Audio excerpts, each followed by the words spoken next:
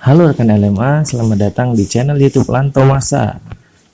Melanjutkan video sebelumnya terkait pembahasan soal-soal ujian pelatihan calon ahli K3 umum untuk bidang pesawat uap dan bejana tekan, part 2. Pada video terkait pembahasan soal-soal ujian pelatihan calon ahli K3 umum untuk bidang pesawat uap dan bejana tekan ini meliputi hal-hal berikut ini. Yang pertama, dasar hukum, lalu persyaratan K3 penggunaan pesawat uap dan bejana tekan di tempat kerja, kemudian SDM K3 pesawat uap bejana tekan, selanjutnya bahaya dan safety device pada pesawat uap dan bejana tekanan, dan yang terakhir pemeriksaan dan pengujian pesawat uap dan bejana tekan.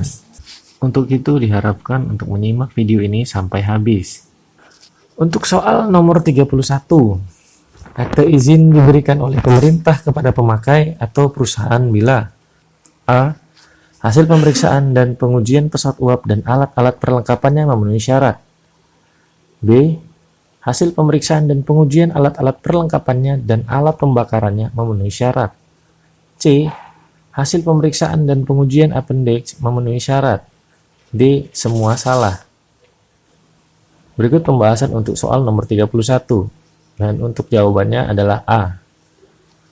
Pada pasal 7 ayat 1 Undang-Undang UAP tahun 1930 disebutkan bahwa surat izin diberikan apabila pemeriksaan dan percobaan pesawat UAP juga pemeriksaan terhadap perlengkapannya yang dilakukan oleh negara menunjukkan hasil yang memenuhi syarat-syarat berdasarkan peraturan perundangan. Untuk soal nomor 32, menurut Permenaker nomor 37 tahun 2016 tentang K3 bejana tekanan dan tangki timbun, setiap bahan dari bagian konstruksi bejana tekanan harus memiliki A. Sertifikat bahan atau surat tanda hasil uji yang diakui oleh Disnaker. B. Surat hasil uji dengan Poldi Hammer. C. Cukup surat hasil uji dengan NDT bahan saja. D. A, B, dan C semuanya salah. Berikut pembahasan untuk soal nomor 32, dan untuk jawabannya adalah A. Hal ini diatur pada pasal 7 ayat 1 huruf C Permenaker nomor 37 tahun 2016 yang berbunyi, pemilihan dan penentuan bahan pada bagian utama harus memiliki tanda hasil pengujian dan atau sertifikat bahan yang diterbitkan oleh lembaga yang berwenang. Soal nomor 33. Untuk ketel uap dengan tekanan kerja lebih kecil atau sama dengan 3 kg per cm kuadrat harus dilengkapi dengan A. 1 buah tingkap pengaman, B. 2 buah tingkap pengaman, C. 3 buah tingkap pengaman, D. 4 buah tingkap pengaman. Berikut pembahasan untuk soal nomor 33. Dan untuk jawabannya adalah A. 1 buah tingkap pengaman. Pada pasal 14 ayat 1 Peraturan UAP tahun 1930 menyebutkan bahwa untuk ketel-ketel uap yang mempunyai isi kurang dari 500 desimeter dan diperuntukkan guna bekerja paling tinggi 3 kg per cm kuadrat adalah cukup 1 tingkap pengaman saja. Soal nomor 34. Untuk ketel uap dengan tekanan kerja lebih besar 3 kg per cm kuadrat harus dilengkapi dengan A. Minimal 1 buah tingkap pengaman, B. Minimal 2 buah tingkap pengaman, C. Minimal 3 buah tingkap pengaman, dan D. Minimal 4 buah tingkap pengaman. Berikut pembahasan untuk soal nomor 34, dan untuk jawabannya adalah B. Minimal 2 buah tingkap pengaman. Pada pasal 12 huruf A Peraturan UAP tahun 1930 menetapkan bahwa sekurang-kurangnya 2 tingkap pengaman yang baik pembuatannya dan berukuran yang cukup dipasangkan pada ketel uapnya sendiri atau pada kamar uapnya atau punuknya.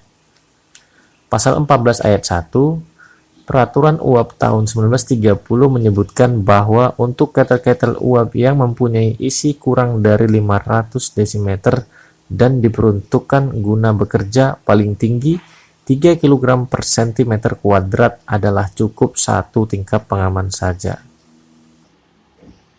Soal nomor 35. Pesawat uap dapat dimulai pembuatannya oleh pabrik pembuat boiler Indonesia yang telah memiliki SK penunjukan dari Depnaker Pusat. Tetapi haruslah: A. Sebelum gambar rencananya disahkan.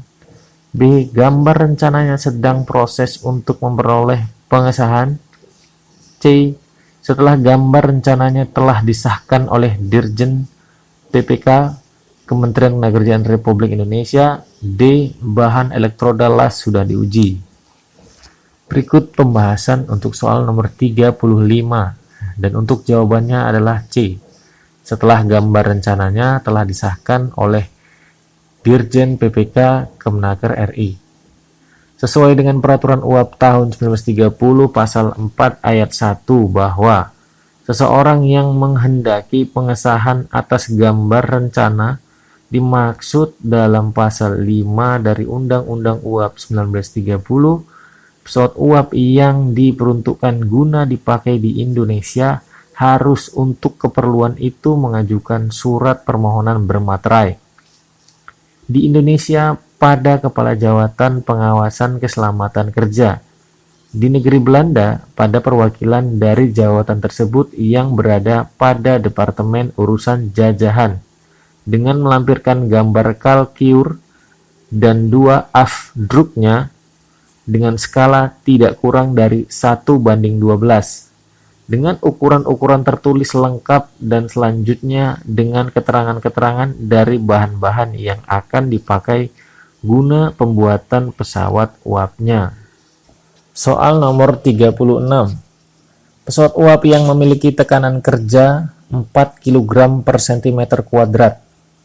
Tinggi tekanan hidrotest atau uji pemadatan dengan air dingin pada pemeriksaan pertama adalah A. 5 kg per cm kuadrat, B. 6 kg per cm kuadrat, C. 8 kg per cm kuadrat, dan D. 10 kg per cm kuadrat. Berikut pembahasan untuk soal nomor 36, dan untuk jawabannya adalah C. 8 kg per cm kuadrat. Pada pasal 27 ayat 1 Peraturan UAP tahun 1930 dijelaskan mengenai pengujian dari pesawat uap dengan jalan pemadatan menggunakan air dingin untuk pesawat uap yang bekerja dengan tekanan kerja 5 kg per cm kuadrat atau kurang adalah sebesar 2 kali dari tekanan kerja dari pesawat uap itu.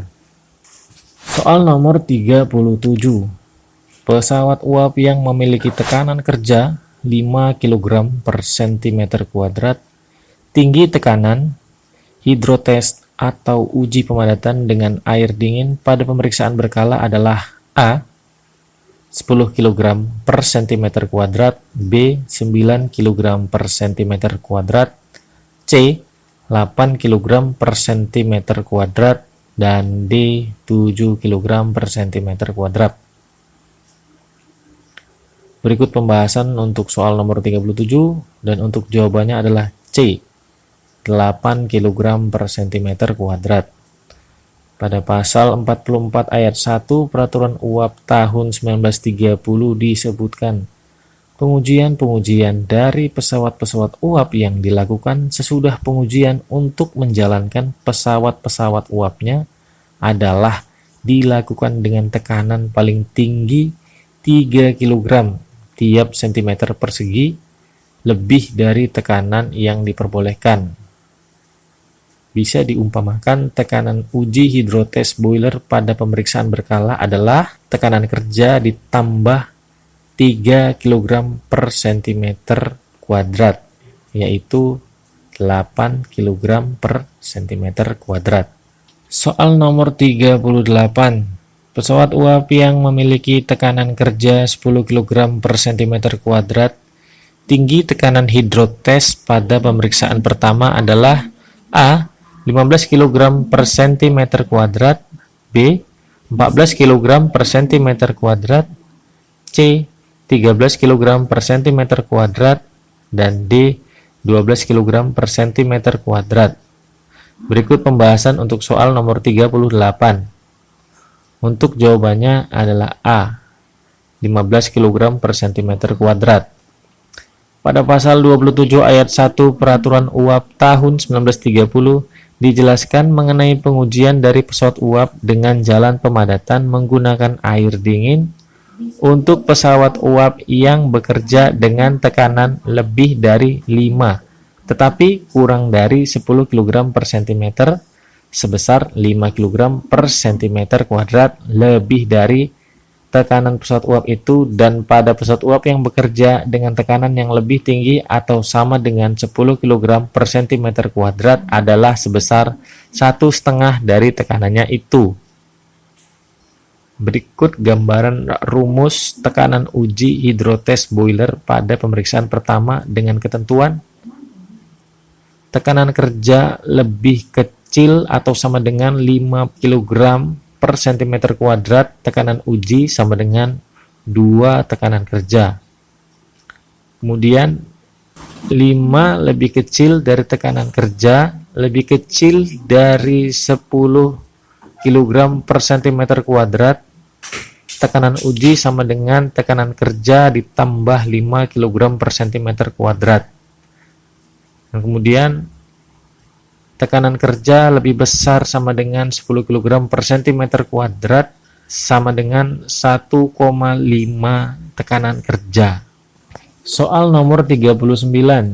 Tinggi tekanan hidrotes pada pemeriksaan berkala pesawat uap adalah A. Tekanan kerja ditambah 3 kg per cm kuadrat berapapun tekanan kerjanya. B. 1,5 dikali tekanan kerja. C. 2 dikali tekanan kerja. D. 3 dikali tekanan kerja. Berikut pembahasan untuk soal nomor 39. Dan untuk jawabannya adalah A. Tekanan kerja ditambah 3 kg per cm kuadrat berapapun tekanan kerjanya. Untuk pemeriksaan berkala pesawat uap bertekanan kerja berapapun, tekanan uji padatnya sama dengan tekanan kerja ditambah 3 kg per cm kuadrat.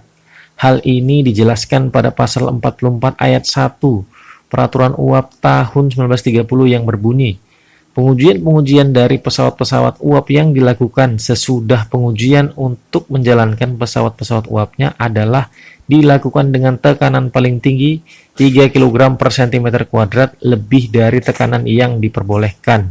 Soal nomor 40. Pemeriksaan visual pesawat uap pada ketel uap yang baru atau pemeriksaan pertama bertujuan untuk mengetahui A. Kondisi seluruh bagian konstruksi dan seluruh alat pengamannya. B. Kondisi bagian luar saja. C. Kondisi bagian dalam saja. D. Jawaban A, B, dan C semuanya benar. Berikut pembahasan untuk soal nomor 40. Dan untuk jawabannya adalah A. Kondisi seluruh bagian konstruksi dan seluruh alat pengamannya. Dari pasal 6 ayat 2 Peraturan UAP tahun 1930 diperoleh bahwa selain kelengkapan berkas permohonan dan tujuan pemakaian pesawat uap, pemeriksaan pertama meliputi ukuran tekanan, bahan-bahan pembuatan, kelengkapan tingkap pengaman, dan tempat di mana pesawat uap akan dipasang adalah bertujuan untuk mengetahui kondisi pesawat uap sebelum dikeluarkan akte izin pemakaiannya. Soal nomor 41. Ketel uap yang overheating pada pipa atau drumnya adalah terutama disebabkan A. Adanya kerak ketel atau kekurangan air. B. Air dalam ketel berlebih. C. Air umpan belum dipanaskan melalui economizer. D. Jawaban A, B, dan C benar. Berikut pembahasan untuk soal nomor 41. Dan untuk jawabannya adalah A. Adanya kerak ketel atau kekurangan air. Selain karena kekurangan air, overheating juga bisa disebabkan adanya kerak ketel pada permukaan pelat dan pipa ketel yang bersinggungan dengan air ketel. Kerak ketel terjadi karena disebabkan mutu air pengisiannya tidak memenuhi syarat atau blowdown tidak dilakukan dengan baik. Soal nomor 42. Setiap ketel uap harus terbuat dari baja kualitas tertentu. Tetapi untuk ketel uap yang dimiliki tekanan kerja lebih kecil atau sama dengan 3 kg per cm kuadrat dapat dibuat dari A. Besi cor standar Indonesia, B. Besi tempa, C. Kuningan, D. Jawaban A, B, dan C salah semua. Berikut pembahasan untuk soal nomor 42. Dan untuk jawabannya adalah A. Besi cor atau standar Indonesia. Penggunaan besi cor atau besi tuang untuk ketel uap dapat dipergunakan seperti tertera pada Peraturan Uap tahun 1930 pasal 11 ayat 1 huruf A. Untuk ketel-ketel uap yang bekerja dengan tekanan kerja yang tidak lebih dari 3 kg per cm kuadrat dan mempunyai isi tidak lebih dari 100 desimeter kubik. Soal nomor 43. Perbedaan pokok antara besi dengan baja. A. Kandungan karbon dalam baja lebih kecil 1,7%. B. Kandungan karbon dalam besi lebih besar atau sama dengan 1,7%. C. Baja bersifat lebih liat daripada besi.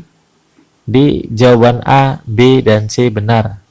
Berikut pembahasan untuk soal nomor 43 dan jawabannya adalah D. Jawaban A, B, dan C benar.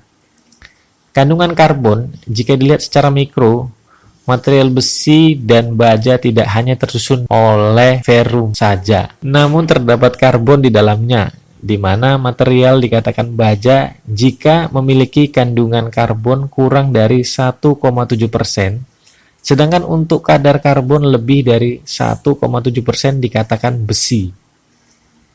Dan sifat mekanisnya, besi memiliki sifat yang rapuh atau getas. Berbeda jika dibandingkan dengan baja yang memiliki keuletan yang tinggi, sehingga baja termasuk material yang tangguh dan tidak mudah patah. Soal nomor 44. Plat boiler dengan seri JIS 3103-SB-46 yang merupakan Japanese Industrial Standard terdapat kandungan mangan, magnesium, molybdenum, kromium, nikel, dan silisium. Dimaksudkan untuk A. Memperoleh sifat mekanis baja yang diinginkan, B. Supaya terlihat mengkilat, C. Supaya berwarna hitam pekat, dan D. Jawaban A, B, dan C semua salah. Berikut pembahasan untuk soal nomor 44. Dan untuk jawabannya adalah A. Memperoleh sifat mekanis baja yang diinginkan. Plat boiler dengan seri JIS 3103 SB46 yang merupakan Japanese Industrial Standard merupakan bahan standar Jepang yang digunakan untuk konstruksi pesawat uap, penambahan mangan, magnesium, molybdenum, kromium, nikel, dan silisium yang bertujuan untuk meningkatkan daya tahan terhadap panas dan korosi. Soal nomor 45. Plat baja boiler jenis JIS G3103 SB spasi 42 yang merupakan standar Jepang adalah sejenis dengan plat baja A. SA spasi 285 spasi GR.60 yang merupakan standar Amerika, B. DIN spasi 17155 spasi H spasi Romawi 2 yang merupakan standar Jerman, C. BS spasi 1501 spasi part 1 garis 151 G400 yang merupakan standar Inggris, D. Jawaban A, B, dan C benar semua. Berikut pembahasan untuk soal nomor 45. Untuk jawabannya adalah D. Heat resistant pressure vessel steel plate adalah plat baja bertekanan yang ideal digunakan untuk aplikasi suhu sedang dan tinggi dengan kemampuan las yang baik. Plat baja jenis ini digunakan dalam produksi bejana tekan dan boiler. Plat baja ini menawarkan sifat dingin dan pembentukan panas yang baik. Kandungan karbon 0,27% dan mangan 1,09%. Demikian kami sampaikan pembahasan soal-soal ujian pelatihan calon ahli K3 umum bidang pesawat uap dan bejana tekan untuk part 2. Dan nantikan untuk part 3-nya atau part terakhir dari segmen ini. Terima kasih telah menonton tayangan ini sampai habis dan jangan lupa klik tombol like, juga subscribe, share, dan tuliskan saran dan masukan Anda pada kolom komentar.